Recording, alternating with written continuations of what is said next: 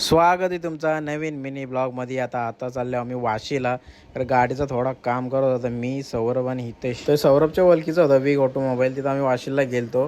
तिथं मला cover curtain आणि लॅमिनेशन करायचा होता. आता पहिले आम्ही चॉईस केला, बघून घेतल्या पहिले. नंतर याने मला सीट कवर आणलं, पण ह्यो आम्हाला एवढा खास नाही आवडला. त्याला नवीन काय एवढं कंटाळलेलं ना, ते बसून बसून वैतागलेलो आम्ही. त्यानंतर त्यांनी लॅमिनेशनचा कागद आणला, दाखवला बाबा हा लॅमिनेशनचा कागद आहे. नंतर कवर पण आलं. तर ह्यो कवर आम्हाला लय आवडला. त्याला बोललो चल फायनल कर आणि टाकून दे. त्यांनी तसंच काम करायला घेतला. पहिले लॅमिनेशनसाठी त्याला सीटा वगैरे काढून बाहेर ठेवल्या त्यांनी.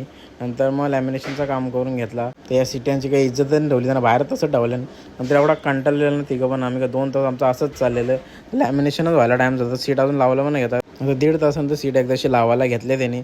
आम्ही तिथं पण कंटाळलो. मग गाडीत आलो, गाडी तरी AC लावली न बसलो इथं, कारण एवढं वैतागलेलं ना आम्ही, लय वैतागलो. नंतर आम्हाला पक्की भूक लागलेली, कुठं जायचं. समोरच आम्हाला प्रशांत कॉर्नर दिसला.